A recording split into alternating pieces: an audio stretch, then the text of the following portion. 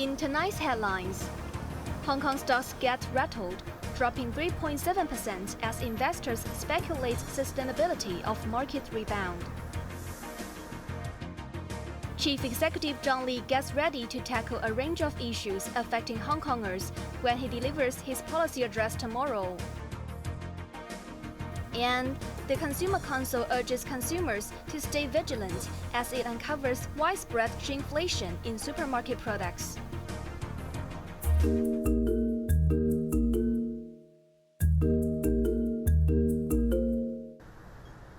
Hong Kong stocks extended their losses as weak economic data from the mainland and underwhelming fiscal stimulus ravaged shares across all sectors. The Hang Seng Index dropped 3.7%.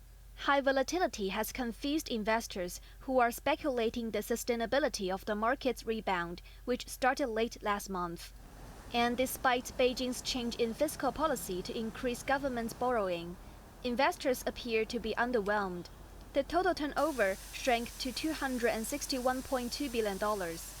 The Hang Seng Tech Index slumped 4.65%, with Meituan plummeting nearly 7% and Alibaba slipping 5.1%. The Shanghai Composite Index and the Shenzhen Component Index both declined 2.53%, with major commercial banks on the mainland set to cut deposit rates. Industrial and Commercial Bank of China declined 2.2%.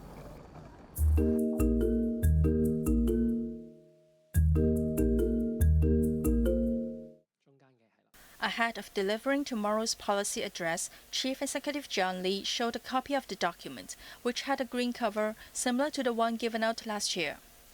Lee explained the color reflected the sustainability of the government's policies. 而綠色亦都代表和諧、活力同埋繁榮。 He added that the shade also denotes harmony, vitality, and prosperity. 我今次嘅施政報告嘅主題係齊改革同發展，為民生建未來。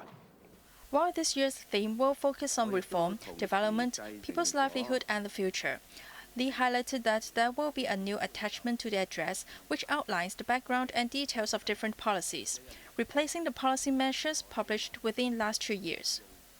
Lee thanked the public for participating in over 40 consultation sessions and voicing out their opinions in over 9,500 proposals. These inputs were helpful in determining the focus and priorities of the address, Lee said. Developing a low-altitude economy, tourism is everywhere in Hong Kong campaign, and slashing duty on liquor are believed to be part of the address, which Lee will present in the Legislative Council. A strong focus is expected to be on improving healthcare services, including elderly care, new regulations to phase out low-quality subdivided flats, and set the minimum living standards. Anna Chan, Cable News.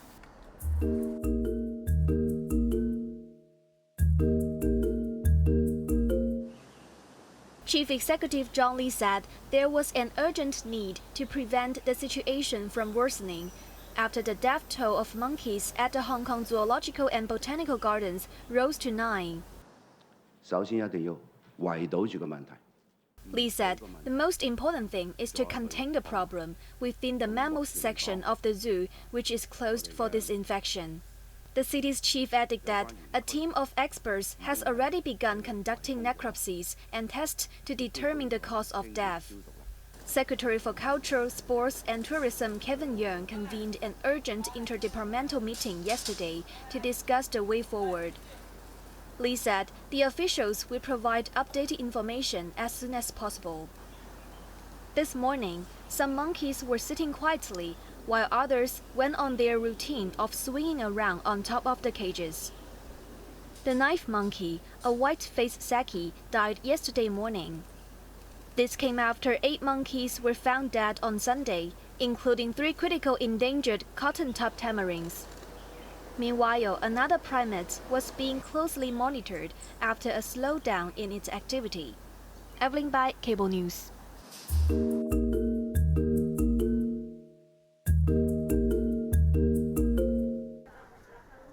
The Consumer Council has urged businesses to enhance the transparency of product information. after uncovering that 58 products sold in supermarkets across the city were shrinking in size while their prices did not.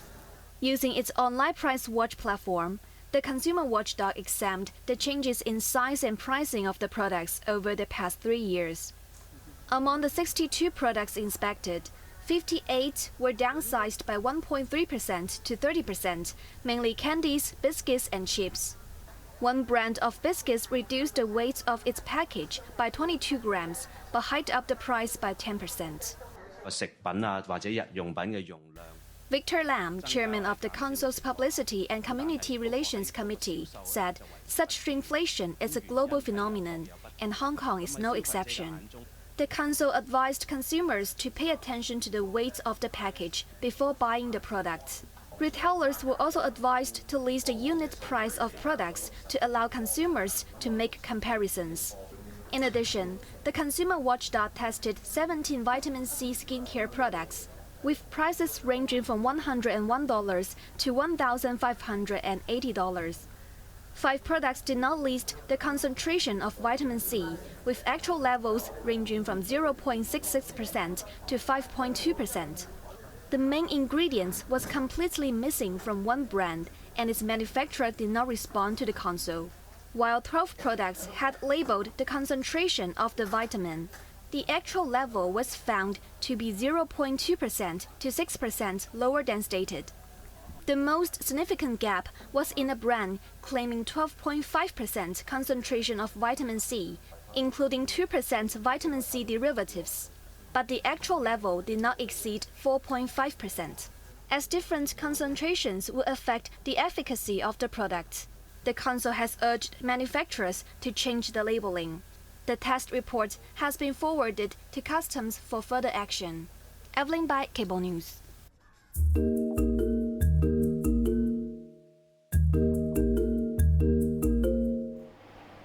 Be careful before you plan a wedding banquet is the advice the Consumer Council is giving to those who are eager to tie the knot.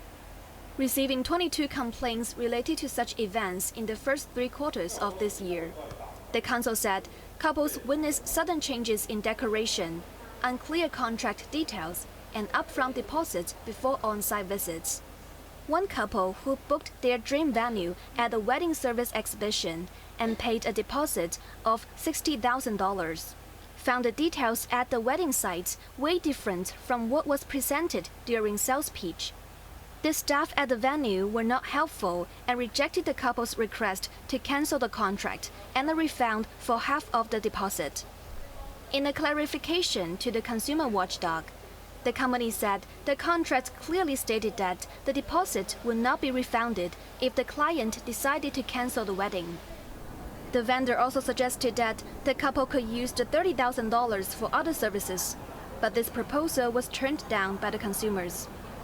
The Council suggested that the industry providing such services should proactively enhance communication with customers and provide more friendly services and detailed contracts. Consumers should also review the conditions and visit venues before signing contracts, the Council added.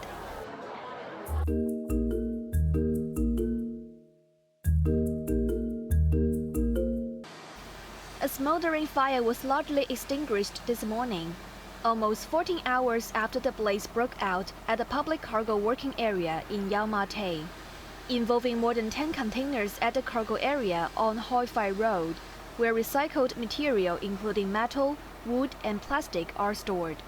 Firefighters continue to inspect the site, where smoke was still coming out from the remnants. Officials noted that the firefighting operations faced challenges, as there was a danger of the stacked containers collapsing. No casualties have been reported from the incident. The fire broke out at around 5 p.m. yesterday and was upgraded to number 3 alarm 1 hour later, sending thick black smoke billowing into the sky. Firemen used 2 fireboat monitors, 6 jacks, and mobilized 6 breathing apparatus teams to fight the flame. 40 fire engines responded to the emergency before the flames were brought under control at around 3 a.m. this morning.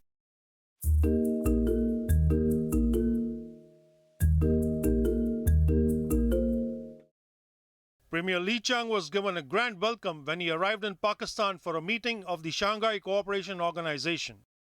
Pakistani Prime Minister Shehbaz Sharif greeted Lee at the airport in the capital Islamabad. Lee was given a gun salute before being escorted into the city amid tight security. The two-day meeting of the 10-nation bloc will discuss how to boost security and economic ties between the member states.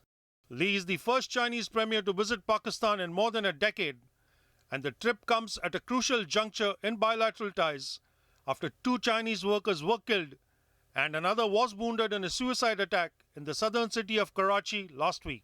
Pakistan has assured the safety of all Chinese nationals working in the country and has sought assistance from Beijing in strengthening internal security.